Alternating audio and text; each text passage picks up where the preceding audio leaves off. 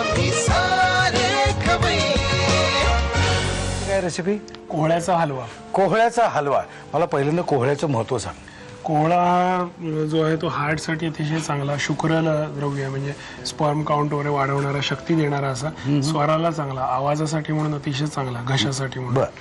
तर अशी त्याची आहे आणि थंड आहे, शीतवीर्यात्मक आहे, गुणधर्म त्याचे थंड असे आहेत. ओके, आता आपण साहित्याकडे जाऊया. साहित्य मला सांग. कोहळ्याचं कापलेला कोहळा, त्याचं किसून आपण घेतलेला आहे. ओके. त्याच्यानंतर हा गाईच्या दुधापासून बनवलेला मावा आहे. बरं. त्याच्यानंतर ही खडी साखर आहे, त्याच्या खडी साखरेचं पिठी साखर, खडी पिठी साखर.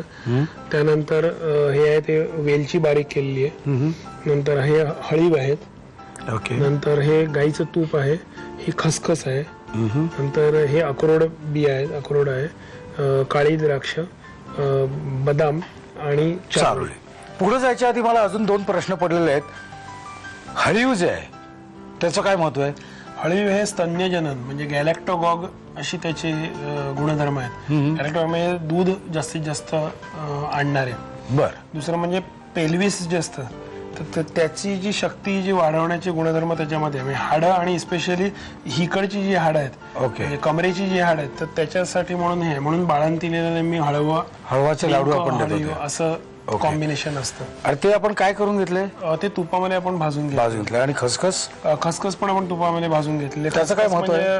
अफूच्या ज्या बिया असतात तर त्याला खसखस म्हणतात. अफूच्या बिया? अफूच्या बिया. तर ते पण एक शुक्रवर्धक, स्पर्म काउंट वाढवणार वगैरे असं औषध आहे. ओके, आता आपण जाऊया कृतीकडे. आता काय करायचं पहिलं सांग मला. तूप आपण घेतलं, गाईचं तूप आपण घेऊया. घेतलेलंच आहे आपण. त्याच्यावरती हा किसलेला कोहळा जो आहे तो आपण त्याच्यावरती टाकणार आहोत. ओके.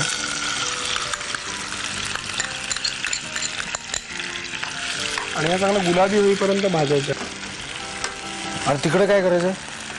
आपण खसखस आणि हळीव हे तुपामध्ये परतून घेतलेच होते. ओके. बाकीची ही जी आपण हे आहेत, बदाम आहे किंवा अक्रोड आहे, स्पेशली अक्रोडामधलं जे तेल असतं, तेल बियांमधलं, तर ते हार्टसाठी म्हणून चांगलं समजलं जातं. आणि चारोळी.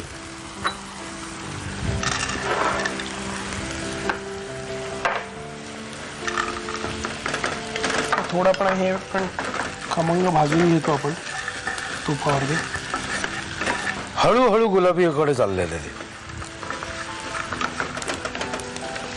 शिजत असताना आपण त्याच्यात वेलची टाकू, त्याला एक छान वास येईल. ओके. आणि हे कधी घालायचे?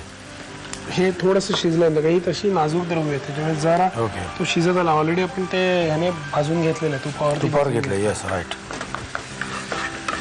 याच्यामध्येच आपण हा जो मावा आहे तो टाकू. हार्ट पेशंटसाठी ओके आहे ना?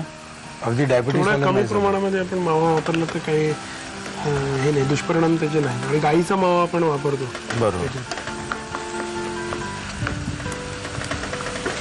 हे हळूहळू पाणी आटत चाललेलं आहे, म्हणजे शिजत चाललंय का? आता चाललंय. आता आपण याच्यामध्ये ही जी खसखस आहे ती आपण टाकणार आणि हळू टाकणार आपण. ओके.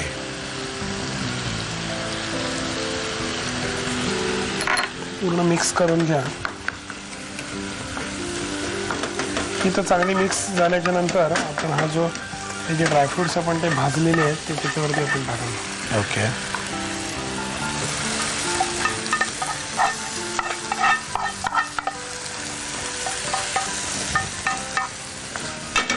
सर्वात शेवटी आपण ही जी पत्री खडी साखर आपण त्याच्यात वापरणार आहोत तर ती आपण आता टाकूया त्याला गोडव्याप्रमाणे. ज्यात मावा वापरल्यामुळे एक प्रकारचा गोडवा ऑलरेडी त्याला असतोच. बरोबर. म्हणजे खूप साखर वापरायला लागत नाही, म्हणून हा एक आपण क्रम ठेवलेला आहे की सर्वात शेवटी साखर, गरज लागेल तशी. आणि साखर खूप अगोदर वापरली तर असा अनुभव की त्याचा पाक तयार होतो, मग ते कडक मग ते बरोबर काय मजा. आता हे झालं की उतरवून खायला सुरुवात. उतरवायचं आणि खायला सुरुवात. तुम्ही सुद्धा उतरवायला सुरू करा. म्हणजे साहित्य आणि कृती. कोहळ्याचा हलवा बनवण्यासाठी लागणारं साहित्य: कोहळ्याचा किस, खवा, पिठी साखर, वेलची पूड, भिजवलेले अळीव, तूप, खसखस, अक्रोड, मनुका आणि बदाम. कृती: पॅन मध्ये साजूक तूप गरम करून अळीव आणि खसखस तुपामध्ये भाजून घ्यावी. पॅन मध्ये तुपावर कोहळ्याचा किस परतून घ्यावा. त्यामध्ये वेलची पूड, खवा, खसखस, अळीव, आणि पिठी साखर घालून मिश्रण शिजवून घ्यावं. तुपावर अक्रोड, बदाम, चारोळ्या आणि मनुका खमंग भाजून त्या हलव्यामध्ये घालाव्यात. मिश्रण एकजीव करून घट्ट शिजवून कोहळ्याचा हलवा सर्व्ह करावा.